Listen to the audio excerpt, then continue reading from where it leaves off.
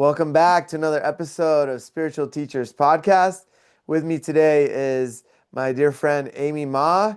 Amy is the founder of Soul Gratitude Village. She's a medicine woman. She's a wellness and educational mentor, as well as a grief mentor. So it's such an honor to have you on today, Amy. Welcome on. Thank you. Thank you very much. Yeah, Of it's good course. to Yeah, we have some amazing topics for y'all today. We're going to talk about star children, rites of passage, communal grief, the Dagara tribe of West Africa, and all different types of initiations around the world. So it's gonna be a really interesting one. I'm really excited. So, Amy, would you be open to sharing how your awakening journey started? yeah. Mm, I recall myself just looking back, it's almost like at this stage in my life, looking back and say, oh, it all makes sense. Hmm. I feel that when I was 8, so I was born in Hong Kong, Hmm. and I left Hong Kong to Vancouver when I was 16. And so we have a very strong, so I have a very strong cultural foundation, Hmm. from the Chinese. And I remember that I used to go to Macau a lot and to visit my great grandmother. And when I was 8, actually, she passed away. Mm.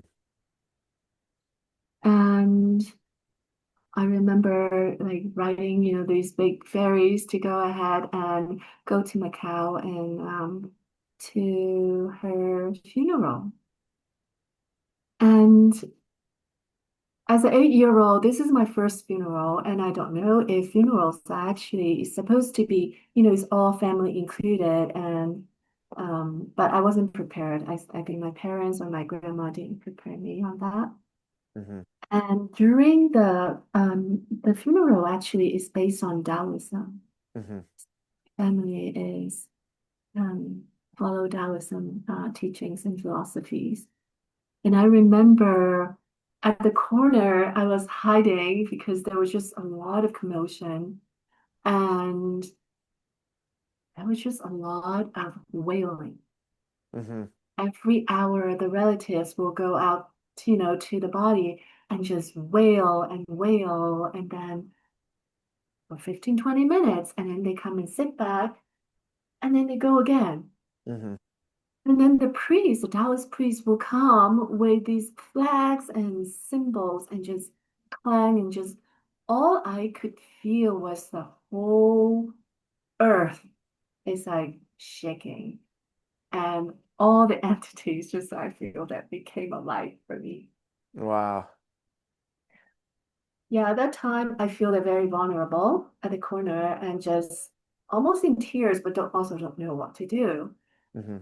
Um, After that, I noticed that after reflecting all these, that from that time on, my body was completely open. Like the veil became a lot thinner, and I could feel energy. I could feel if something just swept by, I would say, oh, that's someone coming by, and I could feel either some energy brushing, through my body. And I was in deep fear, actually. Um, I Yeah, it's remember scary. It's definitely it scary, right?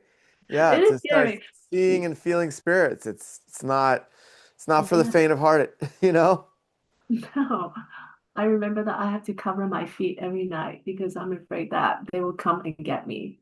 So, yeah, and from that time on, I was sick. My body just completely, I've been really vulnerable, open, and that's when the physical healing started. My parents couldn't figure a lot of problems, and it took me to acupuncturists, herbal doctors, all kinds of doctors, and just couldn't figure out. And it's been a long journey, and from getting sick, from digestive, from spine issues, and all the way until 26. 26 years old, right? Yeah. Yeah. And, and that's when what changed was actually I got pregnant. And Uh-huh. I feel that my child had blessed my body and completely almost like closed that portal. Mm-hmm. And I'm back to myself. Mm-hmm. Yeah. So So did it feel like you took on a bunch of these energies because you were so open and like so upset about your great grandma? yeah, I feel I was open, but I also don't know what I should feel about my great grandma. Hmm. I don't think there is any upset about it, but I just feel, well, looking back right now, I hope there is a ritual actually to protect the children. Mm. Yeah. Hmm. And exactly, just say a prayer, just very simple prayer and say, may these children will be protected from these whatever their entities that are coming in to this space that is considered sacred. Hmm. Yeah. Yeah, absolutely.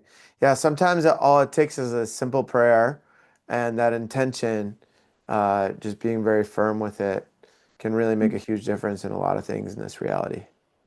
It does. It does. Hmm. Yeah, rituals and prayers, actually, I feel that we are lacking in this culture in a Yeah. way. Yeah. And what I grew up, where I grew up is, the ritual. I remember that because I was sick and my grandma would go to the temple and burn an incense and then get the incense ash and put in water and said, drink it. And I Oh, said, geez. so I've eaten a lot of ashes in water. And Uh-huh. that's the way that did I get well? Yeah, at the moment it's like, well, this there is medicine inside the prayer. Um, so slowly, I mean, we do try. So with all these prayers and rituals, and most of the time, with rituals, what we call rituals is rights and responsibilities, Hmm. right? When we initiate a right, there comes a responsibility, and the right is actually responsibility for being the truth, right? And also to embark and acknowledge the healing journey that we each one carry. Hmm. Hmm. Yeah. Yeah, for sure. So Mhm. that's a beautiful way to get initiated. So from there, did your gifts start to come back online more and more? I feel that once I was pregnant, and I just say, goodness gracious, I'm back to my body. So really at that time, it initiated my parenting journey. Hmm. Yeah. And my body just changed completely, as if just bringing, this soul, my oldest son, just feel that the protection is there for Hmm. some reason. So I feel that in the Chinese, there is an analogy. Is that if you are in a bad luck, get pregnant. Oh, So, wow. get pregnant and have a child because the child actually brings in the heaven luck. And I Hmm. guess that's what happened to me, and without really knowing. Yeah. And mhm. Wow. That's a really interesting, but I mean, it makes sense, right? It's like this baby is coming in and like coming into this new world. There's a new energy. You have to be fully in your body, fully present with every kick in your belly, with every craving that you're having, right? Like for different foods and all these things, right? I mean, I can't speak on it at all because I'm not a woman in this life, but I would imagine, right? Yeah, it is definitely something that is very special. And I wish that, men can actually experience it because a big part of my work is also preparing these mothers Hmm. to welcome the baby, to this earth realm. So we start a ritual, a ceremony to go ahead and open up the birth portal and hold them during birth. And during birth, it's really not just birthing the body of the baby. It is welcoming the souls. And also, we are looking at our own birth stories. Hmm. How are we going to be rebirthed as a new person, as what we call a mother or a Hmm. father?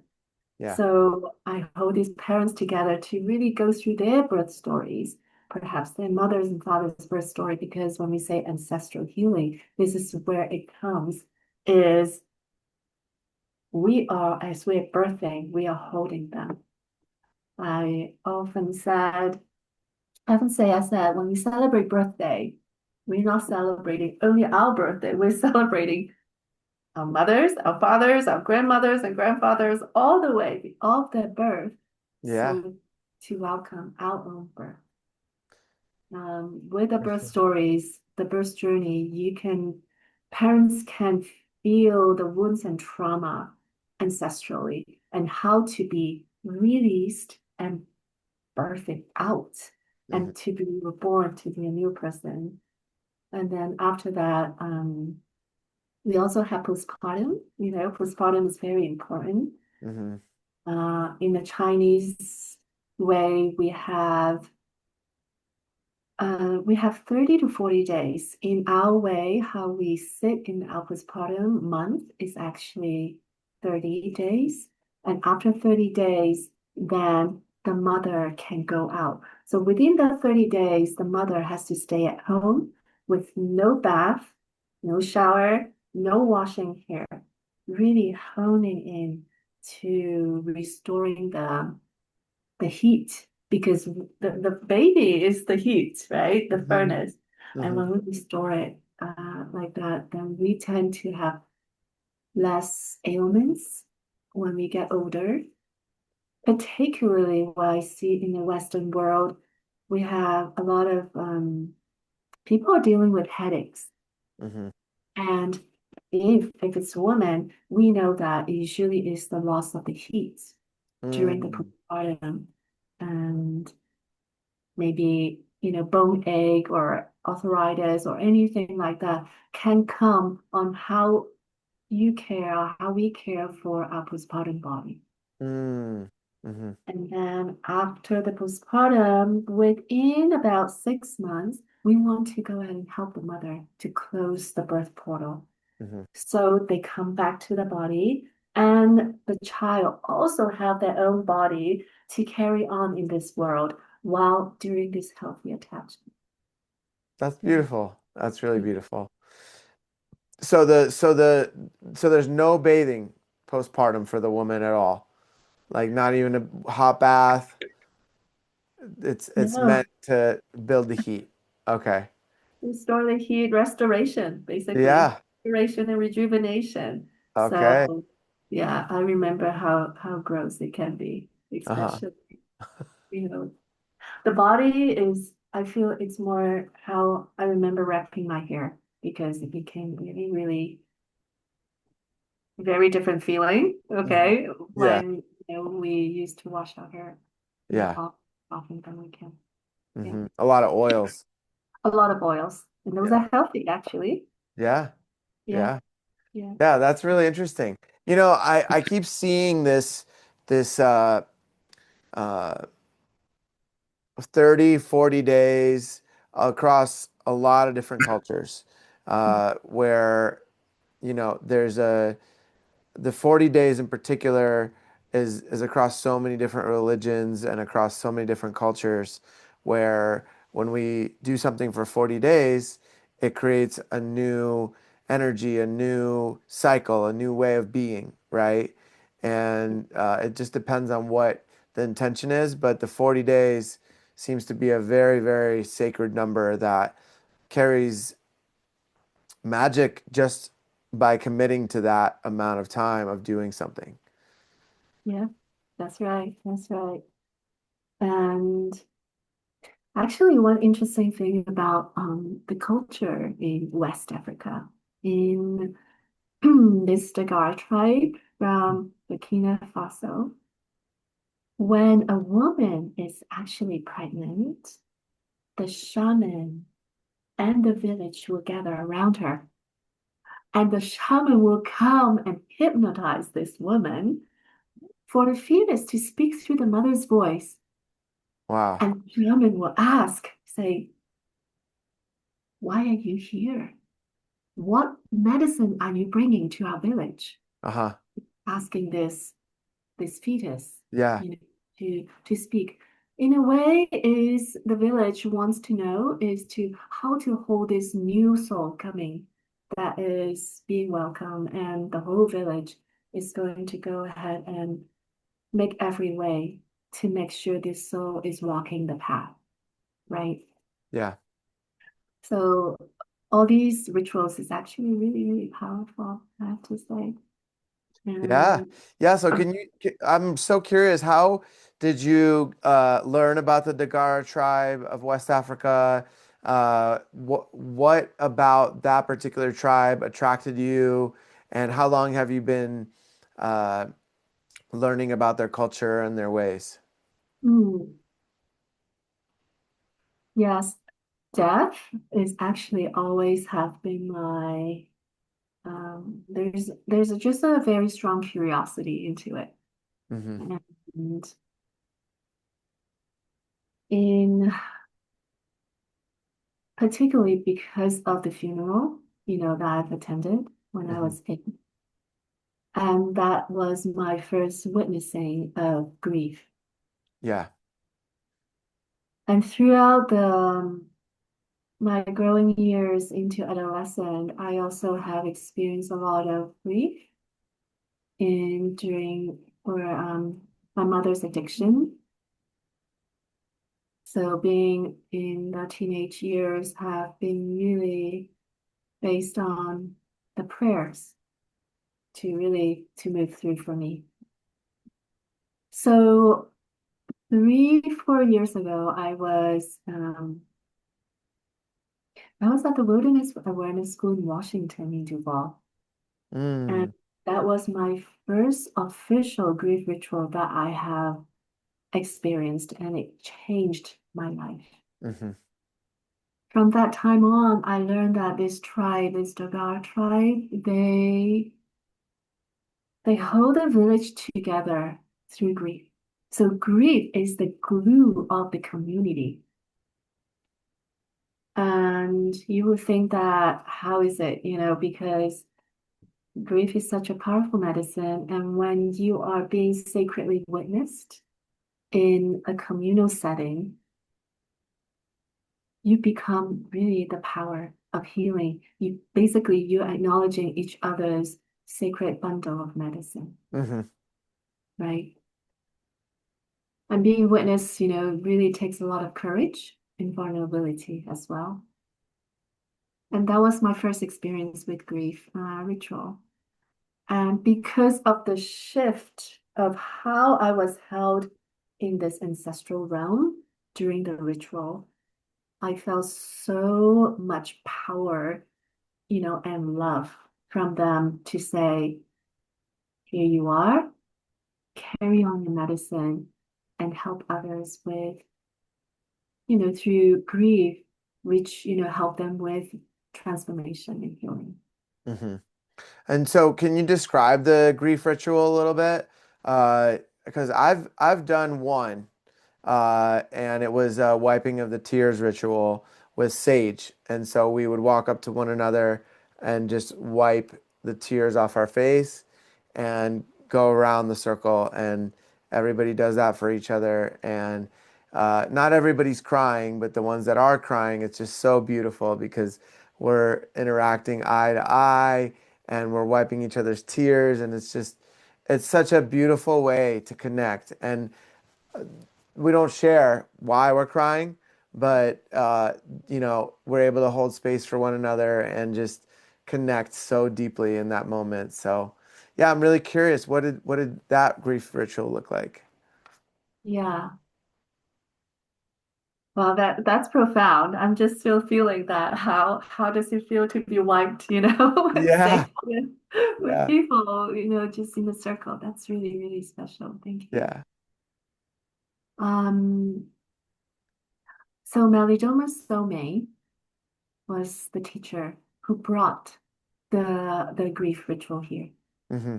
And Francis Weller is also one of my teachers, and he actually he used this analogy. He said, tending the grief is like you are just letting go of that U-Haul behind you, that you are not really needing to go ahead and tow that U-Haul for the rest of your life, Mm-hmm. right? And so the grief ritual for the death, for honoring the death, there are 5 portals actually to honor the grief. In the tribe, when someone dies, the whole village will stop and they will honor the person for 3 days. The three Mm-hmm. day is the grief ritual. Mm-hmm. And what they do, the wail, they really come in welcoming the tears and the wailing. And on the other side of the village, there will be djembe and dancing and drumming. Mm-hmm. So the louder the wail, the louder the drum. Beautiful. So yeah, that's partially you are grieving, but in another way, because grief and joy are just really on the other side of the coin, Right. right? Right. Right? Uh-huh. When we tend to grieve, we can access that deeper joy. So this village, they believe that when you grieve, you are not only grieving for your relatives who have just passed, but you're grieving for the village. You're Mhm. doing work for the village. You're doing work for the ancestors and the whole humanity. And when finished grieving at the shrine, when you come back to the village, the whole village will cheer and hug you and hold you and say, thank you, thank you, thank you for your work. Mhm. And then here comes the dance again. So in the grief ritual like this, for us that we hold it right here, we actually have one coming up in San Diego in April. Beautiful. Well, yeah, so I'm really excited. And during the ritual, we have some sharing circles and we have 2 ritual. And the ritual is really based on what Sun Fu Somei and Melodona Somei had passed down to us. Mhm. And my grief mentors from Port Townsend, Lawrence Cole, which is a renowned song leader as well, he's coming down and to go ahead and um, guide this ritual also. Beautiful. Beautiful. Yeah, And it doesn't, if to go to the ritual, you don't have to have had a death recently. It's just you show up as you are, right? exactly. Hmm. Because if we're going to say about, according to Francis Weller, and he's the author of The Wild Edge of Sorrow, and in his book, he described there are 5 portals of grief. Hmm. The first portal is whatever you love, you will lose. So if we just close our eyes and just feel into it in a way that the deeper we love, the deeper the grief, the deeper the grief, the deeper the love, right? Mm. Hmm. So it almost asks, do we have the courage to love? Hmm. Right? If we know that the grief will come one day, including our own death. Hmm. When we leave our body, do we have, at this moment when we're living, do we have the courage to go ahead and go deeper and love deeper, to the very last breath? Yeah. Right? Yeah. The second portal is whatever we expect we did not receive. And that will include perhaps parental love, right? Perhaps a job, perhaps anything that in life that we expect to receive that we did not. So that's the second portal of that. The third portal is those places that had not known love. Mm. Imagine those places such as depression, anxiety, addictions, shame, and guilt, right? All these, even anger, all these are actually the root cause of it is grief. Mm-hmm. And when we tend to grieve, perhaps these places will come out to go ahead and create the power of love, Yeah. right? Yeah. Now, the fourth portal is earth grief, Earth grieving grief. for the Yeah. earth, right? For the Mm, forest that we have lost, for the environment, for the humanity, basically. mm-hmm. And the last portal is ancestral grief Mm, for those who have walked before us, how much that they have felt, suffered, and so forth, that we are here to honor them as well. yeah. Yeah, those are all very, very powerful. Very Yeah, powerful. yeah. Yeah. So tending grief is not only death. So it basically, if we look at all these portals, every one of us actually, as a human experience right here, we can access grief in Mm-hmm. any of these portals right here. Yeah. Yeah. Yeah, it's really interesting for me to kind of zoom out on which periods of my life I had the most grief, you know. Uh, when my mother passed, she was paralyzed for 5 years and before she passed. And so my grief was during those 5 years. And then when she passed, there was this joy. Her spirit came and joined me. Like I knew the moment she passed, before my dad called me, before anything, and her spirit came. I was meditating, and she was at hospice.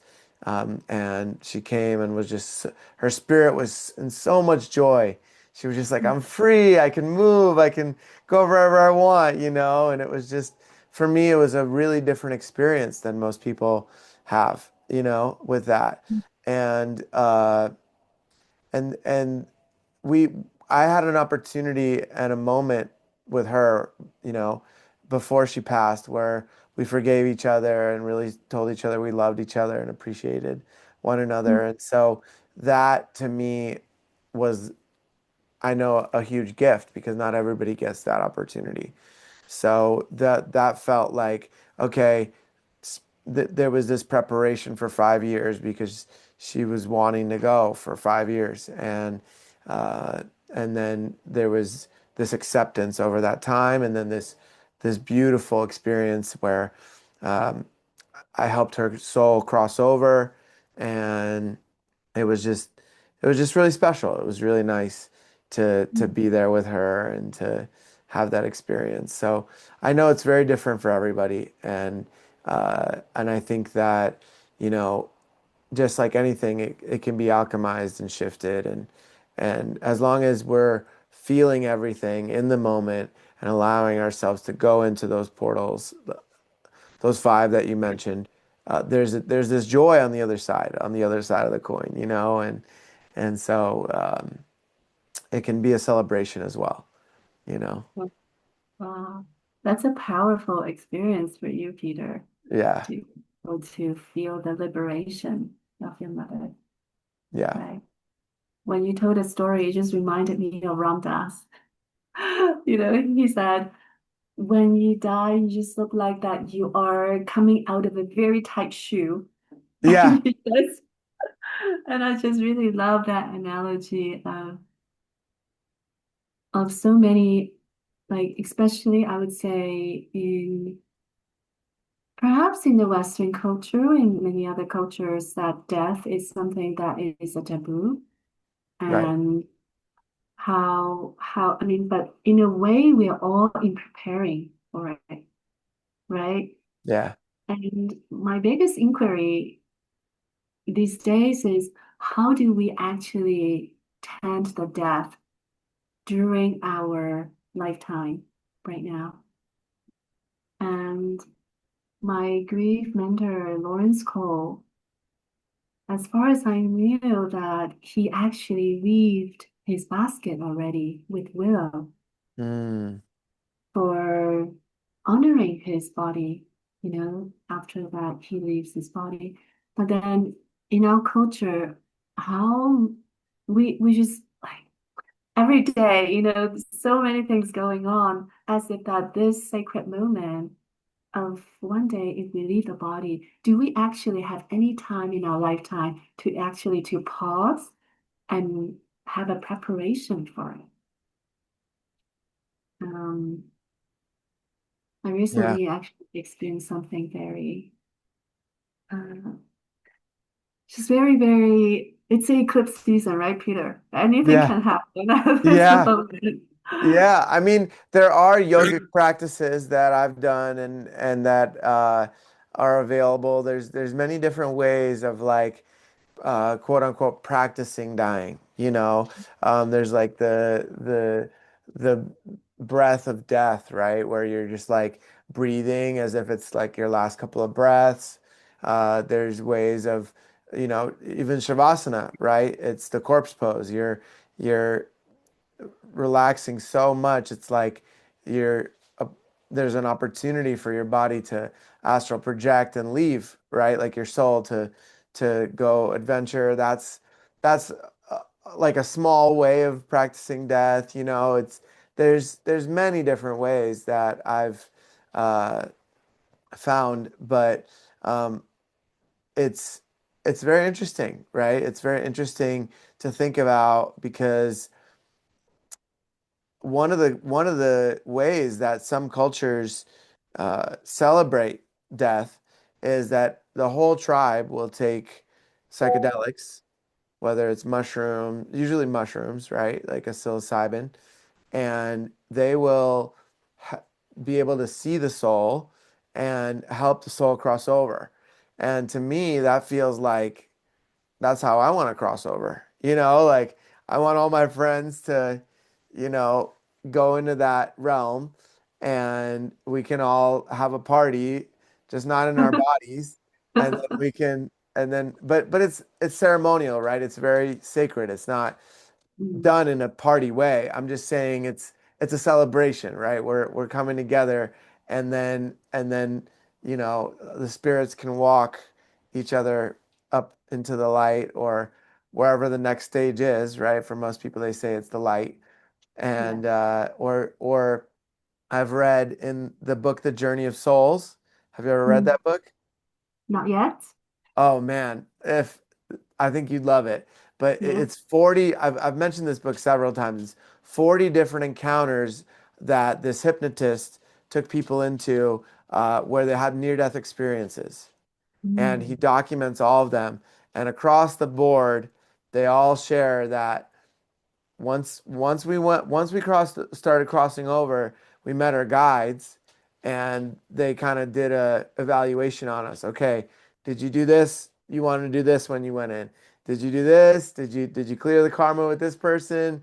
And then and then sometimes if it's an older soul, they're like, I know where I screwed up. All right, I'm ready to go back. Or let's take me somewhere else that's gonna align me more with better opportunities to clear that.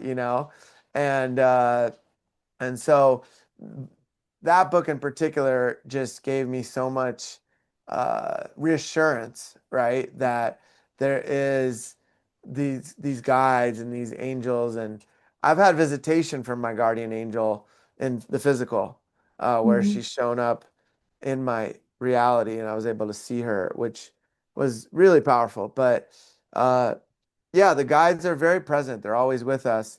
But with these kind of uh, documented cases, to me, that gives my logical mind, my monkey mind, that reassurance, right? Mhm. That it's real and it's not just something that is made up. Right. No, it's very real. What do you feel that will you be coming back again? It's a good question. I it starts to kind of take my mind to a place of time, time isn't real. And then so the past lifetimes, quote unquote, aren't necessarily the past. They could be the next lifetime. So Mm. these memories that I sometimes get flashbacks of are actually something that's happening at the same time, or my soul could go into those experiences after this lifetime. So it gets a little bit, you know, I like to, lately I've just been in this space where I'm like, I'm gonna come back, keep coming back to the student, not trying to figure anything out, just be more of the observer and keep learning. And then what happens there is gonna happen there, and we'll see what's next, you know. But what do you feel about it? I love when you say being the observer. Yeah. Just being the observer and the sacred witness of how everything is rolling around Yeah. and and to even coming back and have that consciousness of being equanimous and say, I'm just going to be a neutral, observer. And I guess the more time you come back, the more neutral you will be. And, reactions that really doesn't work. And we know that. So, yeah, I feel that there is that part, when talk about grief, it's like, is there anywhere else that is more beautiful than this earth? Hmm. With these towering trees where I am right now living in Mount Shasta. Look at the mountain covered in snow and the birds and all these things. I mean, what is next, Right. right? So we'll see, I guess. Yeah. Yeah. Mount Shasta is one of my favorite places in the world Yeah. that I've been to so far. I've been trying to go every year since 2020, which was my first time going. Uh, Wow. I actually went with my ex-partner who introduced me to you back in 2020. It might have been 2019. It was like I think it was. I think it was right before, yeah, I think it was right before 2020, 2019, Yeah. like August. Mhm. And man, I find that place so special, and I would love to live there or have a piece of land there one day. And how long have you been there now? I moved here last October 2025 and Okay. living in and out here for 10 years. And yeah, I mean, it is special. It is a vortex. It is the root chakra of the earth, right? Right. So when we come here, we definitely know that we have to tend the root causes of everything, Hmm. and including our own birth story. Right. So yeah, holding rituals here really it's a powerful place. And yeah, come and visit. There's no word for it. This mountain just says it all. It's just like if you feel the calling, you just come. However, you see a lot of people weaving in and out, is there has to be a reason to be here, I have to say. Hmm. Right?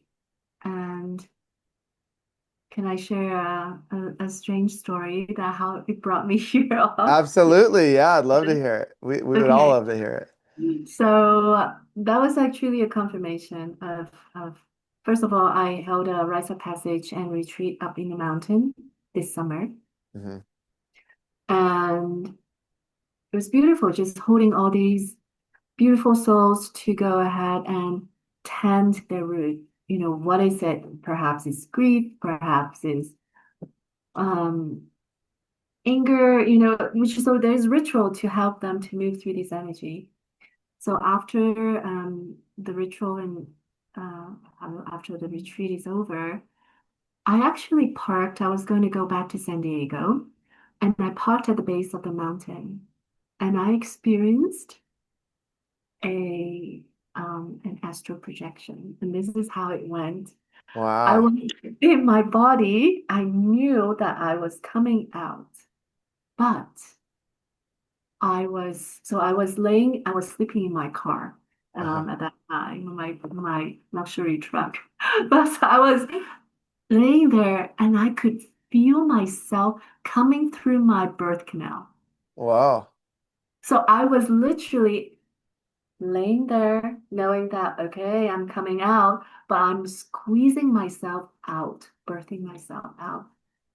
And after I birthed myself out, I heard a voice say, "Welcome, Aluna." And that is the name that I've embodied since I was 2017. Wow.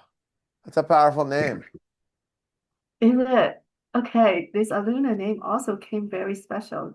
This Aluna actually has a movie that was documented by the Kogi tribe, and I was given. Yes. Yes. Yeah?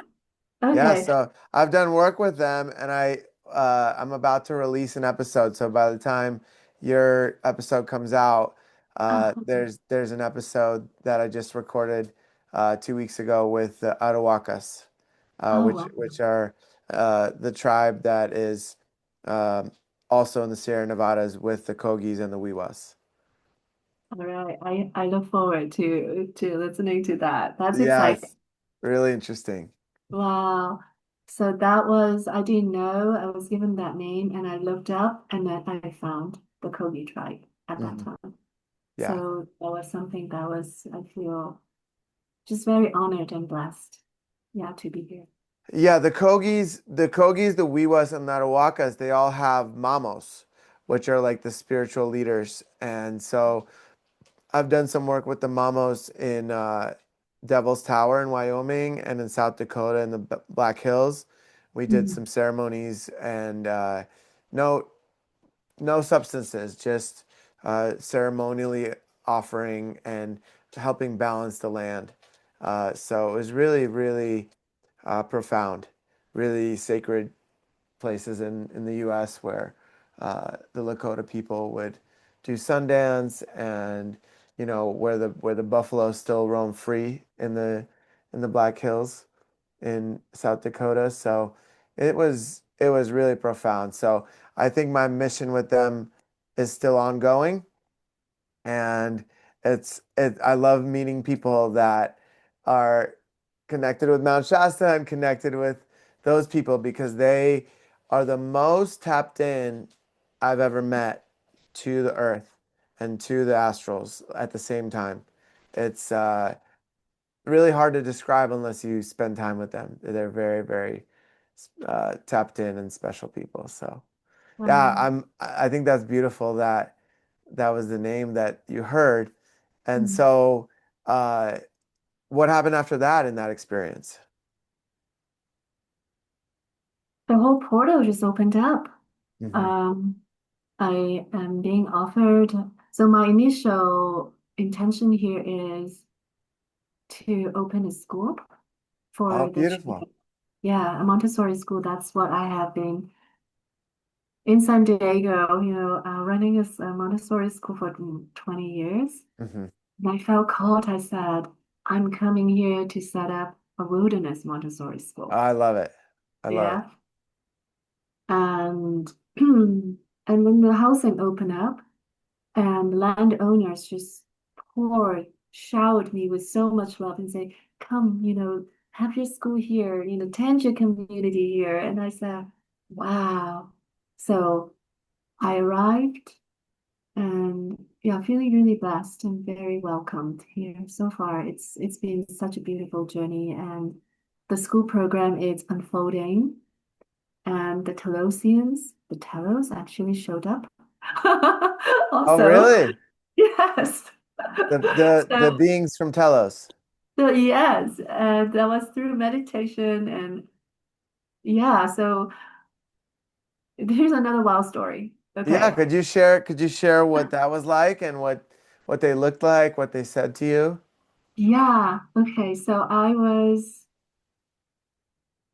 don't really read about these stories. I try to stay, it's just like astrology. It's like I'm gonna honor life. That's how it directs me without reading what is, destined in Yeah. a way. So I haven't explored and read about that, but on my one of my morning meditation, it was on February 14th.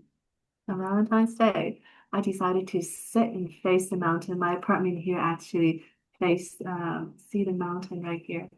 Beautiful.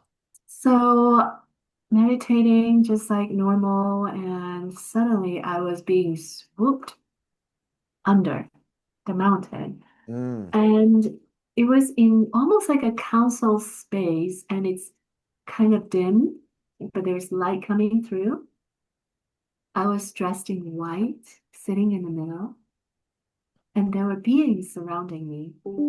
And these beings they are like formless, but with form. And they are tall, like 7, 8 feet tall, and they have hands, they have face. Really cannot really see the eyes, but they, you know that they're there. hmm. And then the hands and the legs are just like, and they kind of levitate off the floor because there are no feet.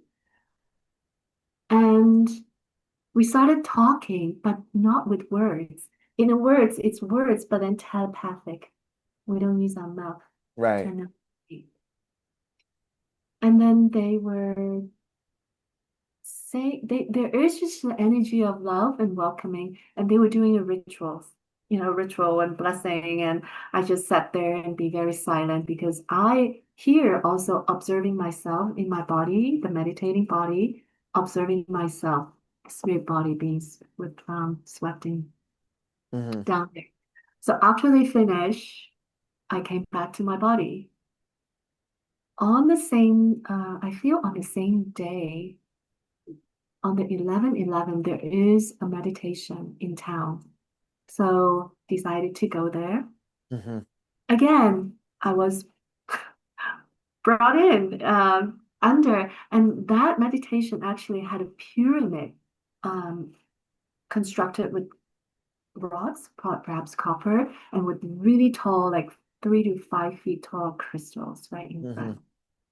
And I was being guided in under the pyramid, and I say, "Oh, Mount Shasta just feel like a pyramid underground, actually." And at this time, I was sitting in the circle. I wasn't in the middle. I feel that they're welcoming me as part of them. And telepathically, they ask me, "What is your purpose being here?" Hmm. As if the shaman in the Dagara tribe asking the pregnant woman, "Why are you here?" It has Right. that energy, right? Right. And I said, "I'm here for the children." Mm. And then they express gratitude and thank you, and just felt so much love coming from them. And here I am, and then I brought back to my body and really have confirmed that whether it's children, the little people, or the children of the earth, all of us, Uh-huh. it's just really beautiful to be of service. Yeah. That's really amazing. That's Mhm. really amazing. Yeah, so for those that don't know, Telos is a city, almost like a crystalline city inside of Mount Shasta in another frequency or another dimension. So uh, there are some people that have gone inside and come back and shared their stories. Uh, I know of some people that have shared about that, and there's some YouTube videos about that. What's really interesting is that the first time I went to Mount Shasta, there was a lot of missing people signs, like Wow. everywhere, all around town. And it was kind of freaky. It kind of freaked me out. I was like, why is this? Like, what's happening here? And there's a lot of cases there of like people jumping off a bridge and then their bodies are never found, like into the lake or into the river, right? And so there may be some portals around that take you into Telos, into that other dimension. That might be what's happening there, as well as, uh, it's a very high Bigfoot activity there. I Mm, had I had 3 encounters when I was there, and I have a whole podcast just about that.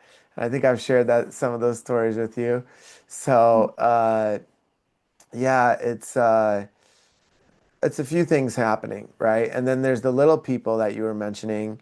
that also live in this reality, but they may be able to go in and out that are almost like gnomes or small elves, something along those lines. I forgot the name of them. Do you remember the name? In the Dagara, they call it contemplate. Okay. So there is a divination. Actually, the contemplate is to speak, to carry the messages from the little people. So that tradition, I'm familiar with it. Mm, But yeah, yeah. I know Yeah, I've had people. some friends that live there or have lived there in Mount Shasta that have had encounters with the little people as well. Mhm, So mhm. it's a real thing. It's a real thing. And then you got the fairies, right? You got a place called Fairy Falls, which has a lot of fairy energy and there's a lot of these sacred, untouched lands that these beings live in and on. So I think something like a psilocybin mushroom helps us remove the veil and to really see what is happening around.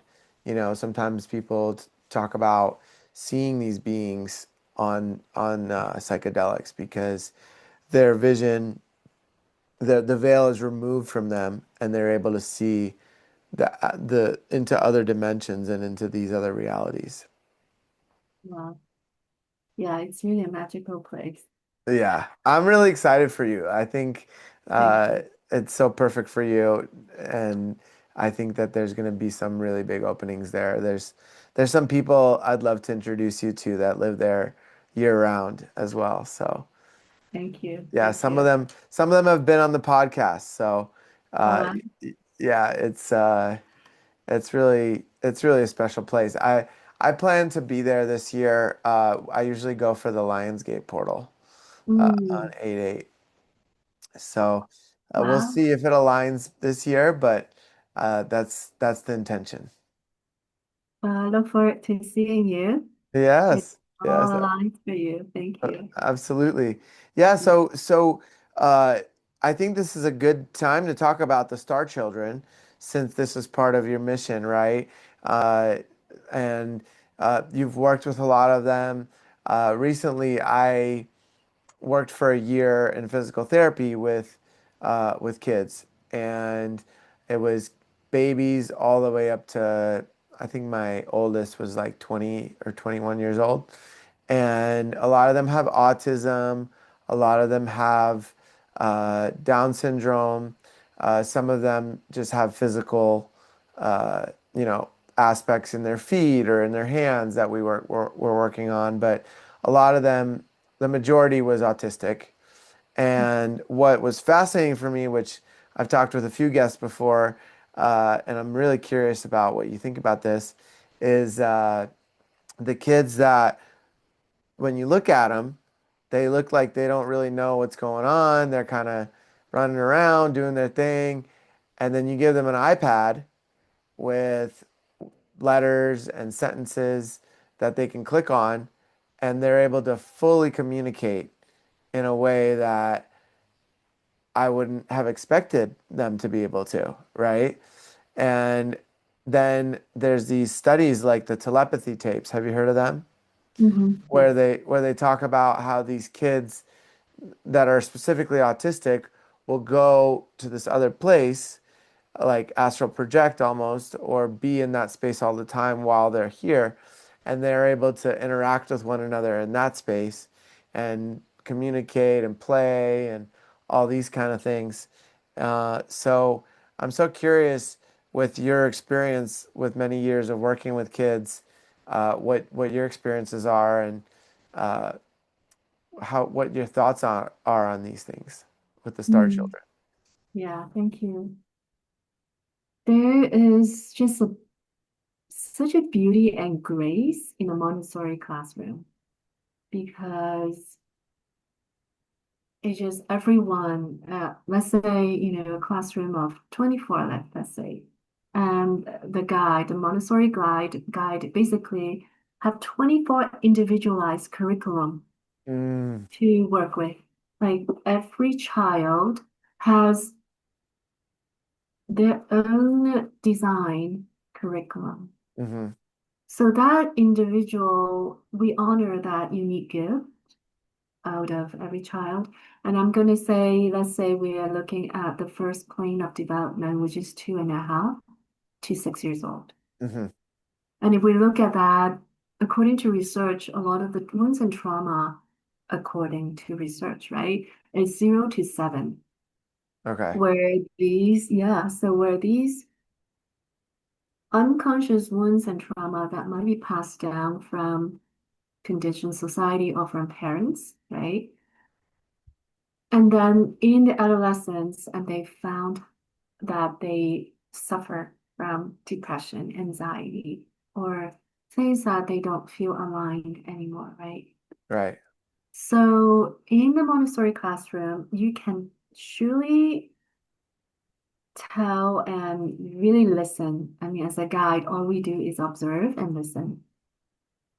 And usually with the children that are autistic, if we go ahead and clinically define them, they are very sensitive to stimulation and environment. And energy. Yeah, they can earn energy. And they're uniquely gifted in something really, really like is their way of learning. Let's say I had a 5-year-old who could do 4-digit multiplication of five mentally, Wow. okay, and yet have socially awkward Right. and always just solitude is the best because they just couldn't deal with anything. So for him, all day is just working on that. It's his language. Yeah. This is his language to commune with the universe, Uh-huh. right? Yeah. And he will discover himself the all the patterns that an adult, normal adult mind, like me, couldn't figure out. How do you even figure out all these Fibonacci? You don't even need to teach him, and he figured it out by himself. Yeah. So in the classroom, so my mission and my job, how I see it is to go ahead and honor these unique gifts that they carry. And through that passion, we go ahead and hone into that true human potential, Yeah. right? And Yeah. so they can go ahead, whether they can be in the society to act normal, we don't need them to act normal. We want them to go ahead and feel that they are here for a very special reason, Right. right? Right. Whether it is perhaps is healing the collective through the nature of consciousness or just through ancestral. And a lot of times parents have no idea what they can do, and that's initiate the parental healing journey, right? Yeah. And most of these children, what I found is also sensory wise very sensitive and sometimes not knowing how to use their body. So sometimes they may feel that they are a little bit hyperactive Right. and perhaps that they don't know how to use this energy that is overly blessed. How about I say it this way? Yeah, they're Uh-huh. just very open and they can, when they said ADHD, they can focus. But in a way, when they focus, you get them laser focused in something they truly, truly love. Right. Right. Absolutely. Yeah. And I've seen that. I've seen that, like all these diagnoses uh are actually just another word for gifts for these kids, And even when they become adults, they have a very specific mission with these gifts. And when I was a kid, you asked me about AI, I would have never in my wildest dreams been able to describe what's happening with AI right now. So when these kids grow up, there's it's going to be a totally different world that they live in that it's hard for me to even imagine, right? And so I believe that we all have some sort of blueprint that we're here with, and that blueprint allows us to really navigate towards the things that are really aligned with our soul's purpose and mission here, you know? Yeah, I agree. And also, I feel part of us, our mission is to offer these, special gifted adults, that are grown to be adults, or to, they once were children, perhaps a village that they feel honored and safe to be in the space to process and integrate. Yeah, yeah, And that will help them really to continue to express their gift fully and creatively and in a non-judgmental way. for Yeah. sure, for sure, Mhm. for sure. And, you know, I'm in this, I've been told in the past, but about how there's certain tribes that when somebody is what we would consider schizophrenic, for example, uh, those are the ones that are chosen to be the shamans of the tribe because they're able to be in one world and in the other and go back and forth and navigate in those ways, right?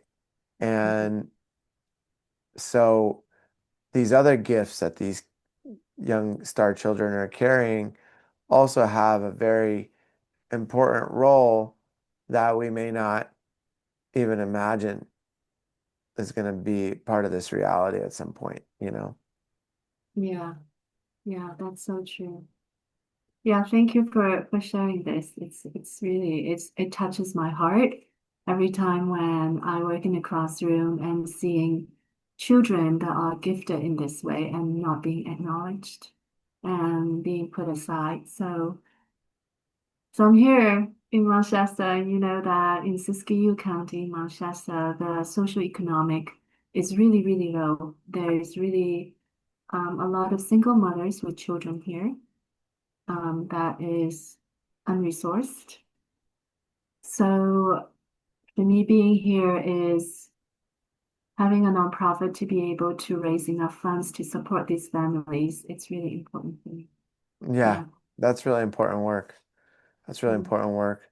Yeah, one thing I wanted to add about the children is that uh, some of them, I believe, their main mission is to just hold unconditional love for the planet.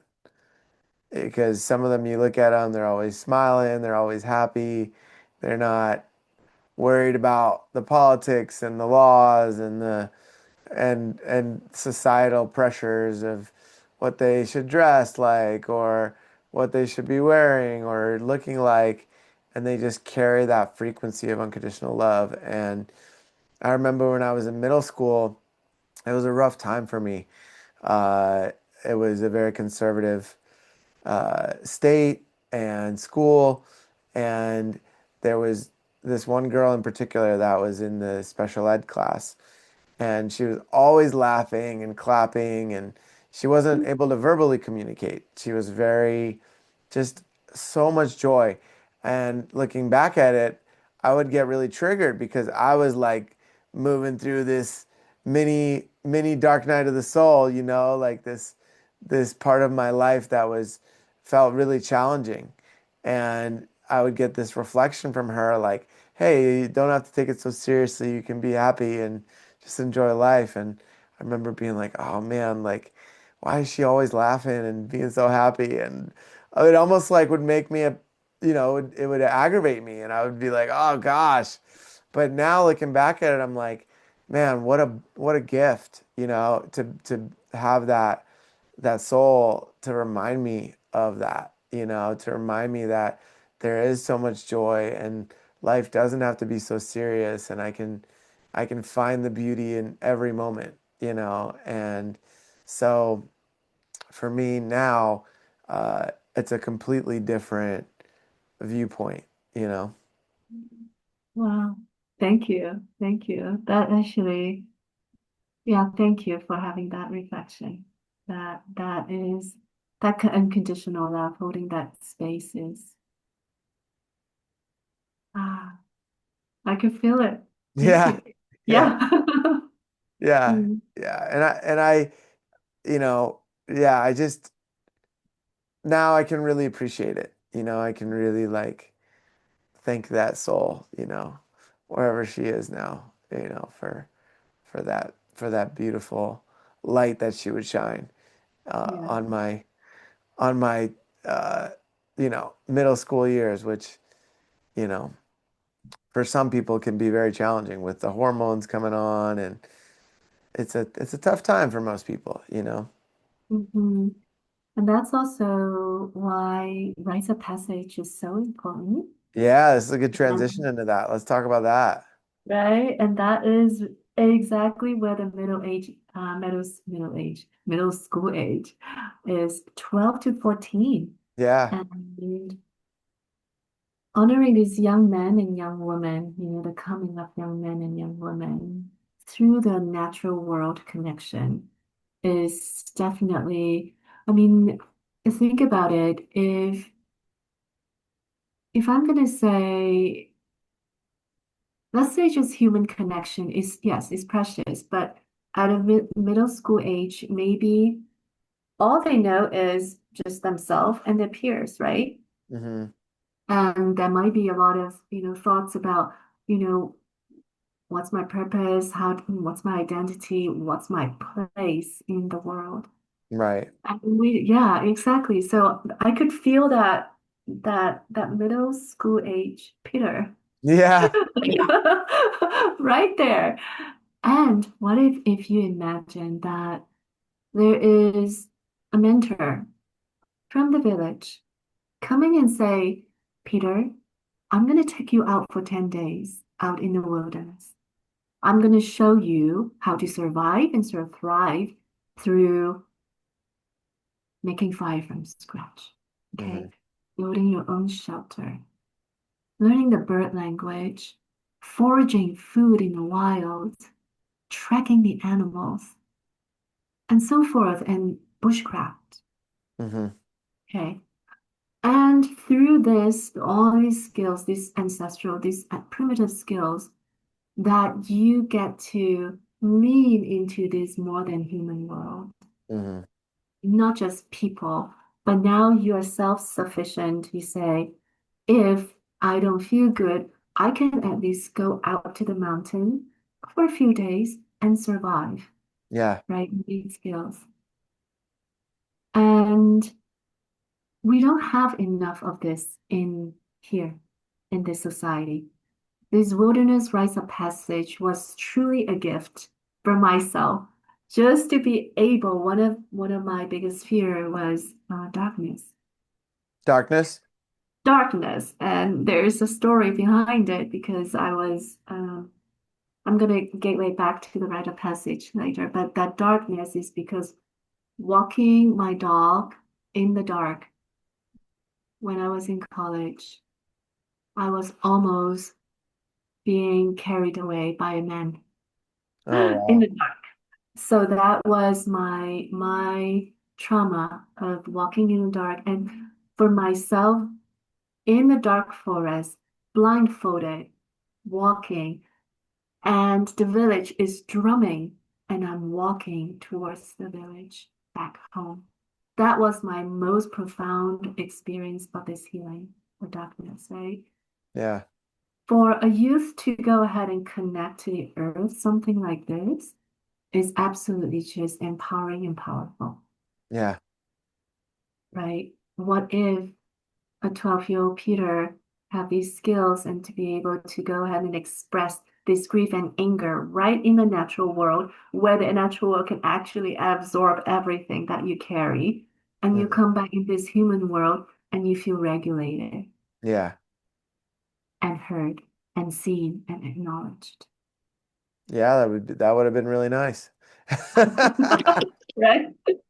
Yeah, so so we hold these rites of passage for these anywhere from 12 to 18, and sometimes adults also who have not been initiated. We bring them back to the wilderness and really convene with this Mother Earth to listen, to honor, to to receive. So yeah, really Yeah, I powerful love retreat. that. I love that you're doing that offering. It's really important. It's really Yeah, important. yes. I I you know, I've had several initiations as an adult. I didn't have any as a teenager.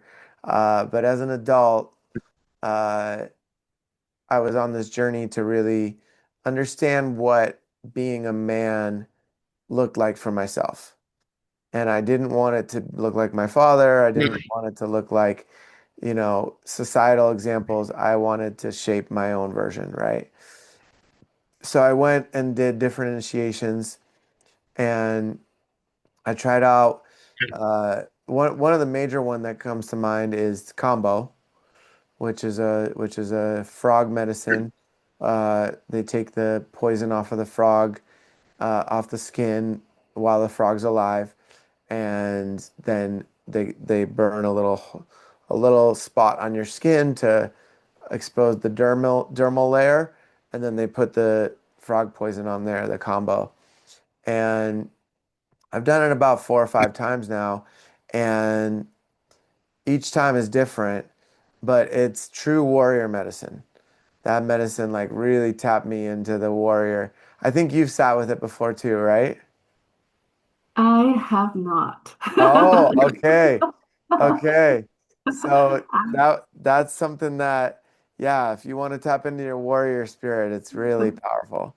Yeah. Um, and it's it that was something that I really felt was a big initiation. Also, Vision Quest, going out into the woods by myself, with a mentor, kind of like what you were saying, right? Where the mentor helps set up the space, and then you make an altar, and then you are on the altar, right? And so it's a date with creator is another name for it, that my mentor would share with me. So that was another beautiful initiation. Um, Different men's work groups that I've been part of have been really powerful in my initiation to understanding self and understanding that relationship to the masculine in particular, and molding that for myself. Those are some of the ones that I can think of. There's others, but um, what have been some of your major initiations? Hmm. Yeah, thank you for sharing. Of Yeah, course. combo. Yeah, not yet. Thank you. Um, um, I feel that just leaving Hong Kong from 16 to Vancouver and living by myself, That's a big one. a huge initiation for me. And just being a parent is like a whole rite of passage right there. Yep. Yeah. And ongoing initiations, just being a student and a teacher at the same time. Hmm. Really listening to the children, they're just my teachers and have tested me over and over again, looking at myself and reflecting, what else can I work on in order to be what I can call myself a guide, Yeah. right? Or mentor. The forest in the Pacific Northwest definitely have helped me quite a bit Hmm. in the village through the Wilderness Awareness School that was staying 1 year in Washington, stayed right there with 35 people. Definitely have helped me to really uncover some gifts that I have never have thought about and would have never if I did not venture out to the forest. So definitely really grateful for the natural world connection that have been brought me to where I am today and hopefully to inspire more people to lean into that, either whether you're an educational leader or wellness leader, to be able to lean into that non-human world, to share their medicine. I feel that is really powerful when we come into nature And when nature come in to be the teacher of all, Hmm. it's definitely, as you say, really profound in every way. Yeah. Yeah, I think, especially if people live in the city, it there's so there's such a deep connection with the natural world, especially the trees and the moss and the waters and the stone people and the rock, beings. All that is just like you mentioned earlier. It's like you can come there like totally depleted, totally cortisol spiked out of the spectrum, where it's like so stressed and just sitting on a rock in nature or next to a tree or those kind of things, or just walking barefoot, right? Can activate and open so much. There's all these studies that show when you're walking barefoot, within 5 seconds of being barefoot on the earth, the inflammation goes down 20-30%, something like this. So uh, I feel it. I feel it. And there's like a grounding feeling after being in nature for long enough. And there's this relaxation of the nervous system and a regulation that starts to happen in that space. So it's just our God God given right, to be in these spaces. And I believe we're meant to be living in these spaces as a society. And I really strive to go back to this village-like, uh, tribal, uh, way of living where we're growing our own food and we're living off the land, and the kids get to play, and there's no corporate job waiting for them when they're 18, and like they can really tap into all those gifts and enjoy, really thoroughly enjoy being present in this reality. Yes. And that's our what our work is here Right. is is exactly what you have mentioned, that sovereignty from, food and as you say, tending the land and not to worry about these worldly issues and challenges. And you can step in and out, and that would be really the most beautiful journey ever. Yeah. Yeah. Yeah, for Yeah. sure. Hmm. So for you, for the initiations that you offer, you have the wilderness rites of passage, right? Is there Hmm. any other, and you also do the communal grief, right? Which Hmm. is also a initiation in its own way. Is there any other uh, offerings that you have that are related to initiations? Yeah, one of the deepest work that I'm doing right now also, it's really bringing on these leaders, these educational leaders or wellness leaders to be able um, to get it, how to connect in the natural world, to add this component perhaps into their offerings. So the mentorship really talk about what we call the eight shield. It's very similar to medicine wheel, but the eight shield mentoring, how to go ahead and, just looking at walking life, finding purpose, or even simply just planning a retreat. Through this mentoring model, basically, we could look at how nature work and then bring it to our work while also bringing people out to nature with these skills, very simple, just even bird language or animal tracking. These are just raw, rewilding, that becoming that human again, Hmm. and perhaps just temporary stepping away from technology or AI and honoring that technology of nature. Yeah, Yeah. Hmm. that's really beautiful. And you offer both of those, all three of those in Mount Shasta?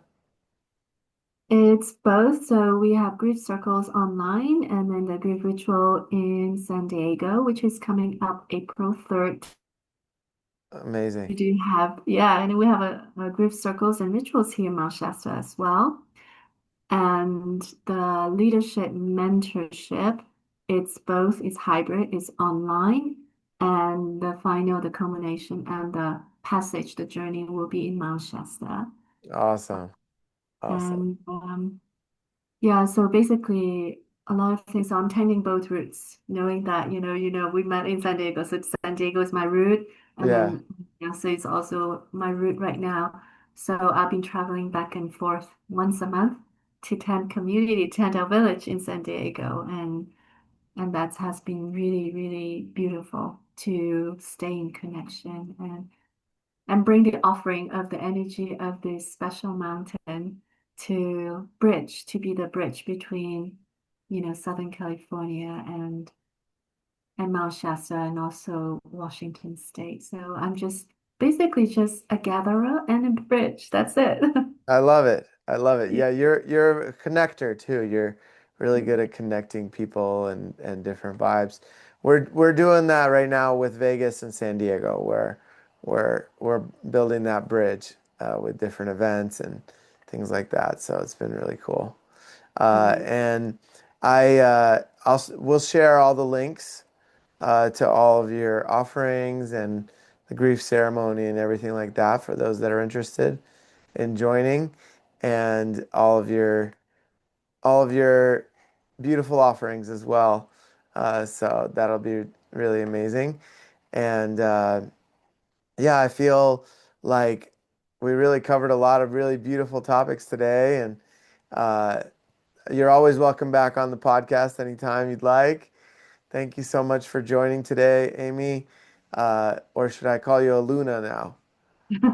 Thank you. Yeah, Thank you, yeah. Peter. So appreciate your work. Just really grateful for the time of connecting with you.